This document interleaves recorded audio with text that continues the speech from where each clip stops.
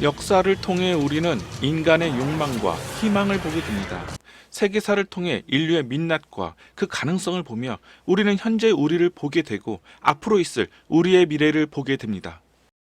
18세기 열강의 팽창은 저항과 혁명을 불러왔고 1775년 북아메리카에서는 미국 독립전쟁이 발발했으며 1789년에는 프랑스 혁명이 일어났습니다. 이 시기 인도에서는 아우랑제부 치세 아래 무굴 제국의 기강이 무너지기 시작했으며 중국에서는 청나라가 평화와 번영을 누렸으며 우리나라에서는 숙종에 이어 영조와 정조가 다스리고 있을 때 유럽에서는 포메라니아 전쟁이 아메리카 대륙에서는 프렌치 인디언 전쟁이라 불리는 7년 전쟁이 발발했습니다. 7년 전쟁은 제1차 세계대전으로부터 160년 전에 일어난 전쟁으로 진정한 의미에서 최초의 세계대전이었으며 전 세계에 영향을 미치게 되는데 7년 전쟁은 유럽의 정치 지도를 재편하였을 뿐만 아니라 스페인과 포르투갈 그리고 스웨덴의 한계를 설정하고 세계적으로 프랑스의 영향력이 급감하였으며 영국의 위상이 높아져 영국은 명실상부한 대영 제국에 들어서게 됩니다. 바로 이런 시기에 영국의 제임스 쿡 선장이 1769년 뉴질랜드에 도착해 영국 영이라고 주장하였으며 이듬해에는 오스트레일리아에 도착해 뉴사우스 웨일즈라고 명명했습니다. 제임스 쿡 선장은 거대한 호주 대륙에 처음으로 발을 들인 유럽인이었고 이 땅은 대영 제국의 영토가 되었습니다. 1787년 첫 이민자들이 탄 11척의 배가 도착했습니다. 대부분 본인의 의사와 상관없이 끌려온 사람들이었습니다. 그중 736명이 범죄자였는데 사형제도가 사라지면서 이곳에 버림을 받은 것입니다. 골치 아픈 문제를 해결하는 나름 인도적이고 실용적인 방법이었습니다. 그 후 63년 동안 호주의 유영지로 수송된 범죄자의 수는 16만 5천 명으로 증가했습니다. 대다수는 좀도둑에 불과했습니다.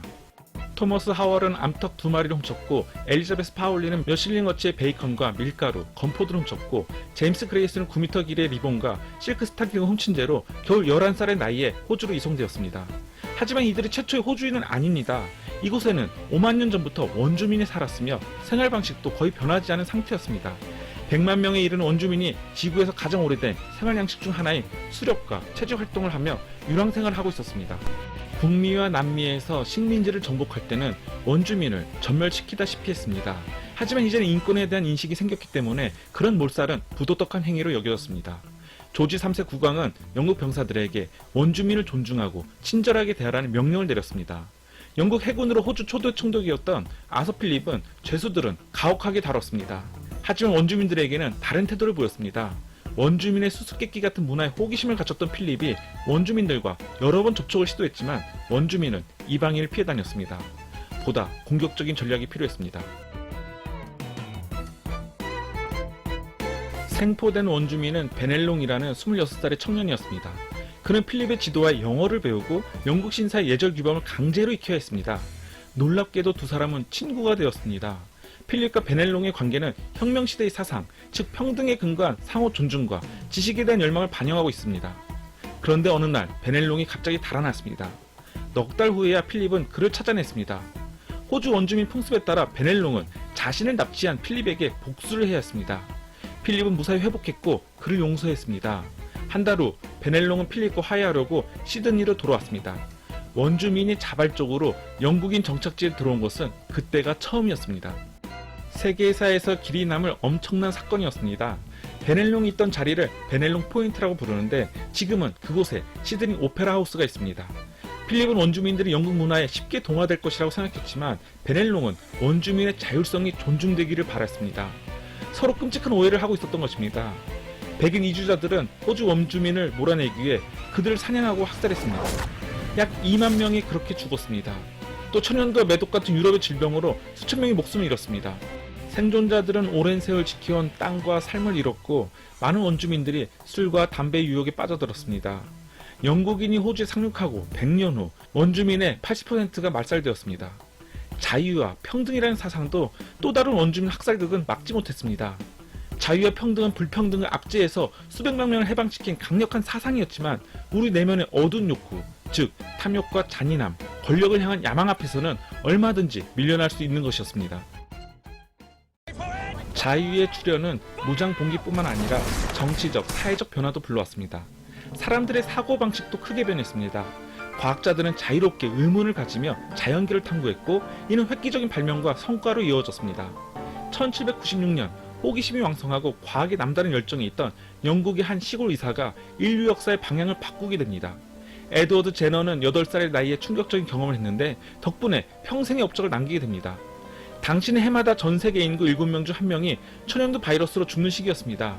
이 바이러스에 대비하는 방법은 매우 위험하고 원시적인 시술을 받는 방법뿐이었습니다. 제너는 4주간 굶고 거머리에게 피를 빨렸습니다. 그리고 나서야 의사가 시술을 했습니다. 마른 천연두 딱지를 절개부에 넣는 것입니다. 수세기 동안 사람들은 소량의 천연두 바이러스를 통해 병을 약하게 앓고 나면 나중에 그 병에 걸리지 않는다는 사실을 알고 있었습니다. 하지만 매우 위험한 시술이었습니다. 시술을 받은 사람 중 천연두를 심하게 앓아 흉터가 남거나 눈이 멀고 목숨을 잃는 경우도 허다했습니다. 며칠이 안 돼 에드워드의 온몸에 물집이 생겼습니다. 물집은 입과 목까지 퍼졌고 온몸이 펄펄 끓었습니다. 다행히 어린 에드워드는 운이 좋은 경우에 속했습니다. 열흘이 지나자 고열이 내렸고 이제 천연두에 대한 면역도 생겼지만 당시의 충격적인 경험을 잊지 못했습니다. 세월이 흐른 후 인체에 우회한 전염병인 우두에 걸렸던 젖짜던 여자들은 천연두에 걸리지 않는다는 소문이 에드워드의 호기심에 불을 붙였습니다. 그리고 1796년 여름 이 미신 같은 이야기의 과학적 사실 여부를 알아내고자 그는 자신의 의사 경력을 모두 건 실험에 착수했습니다. 제너는 정원의 8살짜리 아들 제임스 피프스에게 실험을 했습니다. 아이를 우두에 감염시켰다가 회복하게 했습니다. 실험이 위험한 단계에 접어들었습니다. 제너는 천연두에 걸린 마을 사람의 물집에서 채취해둔 고름을 절개부에 발랐습니다. 제임스는 병에 걸리지 않았습니다. 우유 짜는 여자의 말대로 우두 바이러스에 노출되었던 아이는 천연두에 면역이 생겼습니다. 제너는 이 시술법에 백신이라는 이름을 붙였습니다. 소를 뜻하는 라틴어 바카에서 따온 것입니다. 그는 시골집에서 저수를 하며 백신을 세상에 알리기 시작했고 정원에 오두막집을 지어 가난한 주민들에게 예방접종을 해주었습니다. 20년이 안 돼 그가 개발한 백신은 전 세계에서 수많은 사람들의 목숨을 구했습니다. 1980년 세계보건기구는 천연두가 완전히 종식되었다는 선언문을 발표했습니다. 지구상에서 근절된 인간의 질병은 아직까지 천연두밖에는 없습니다. 1632년 갈릴레이가 살았던 세상에서는 자유로운 생각이 죽을 죄였습니다. 하지만 200년도 지나지 않아 사상의 자유가 지켜지는 세상이 도래했고 제너는 자신의 과학적 호기심을 충족시켜가며 살 수 있게 되었습니다. 그 덕분에 평범한 시골 의사 에드워드 제너는 인류 역사상 그 누구보다도 많은 인명을 구해냈습니다. 다음 시간에는 융성하기 시작한 산업과 강대국의 패권 다툼을 함께 살펴보도록 하겠습니다. 국가 간의 세력 싸움은 결국 세계대전으로 이어지게 됩니다. 시청해주셔서 감사합니다.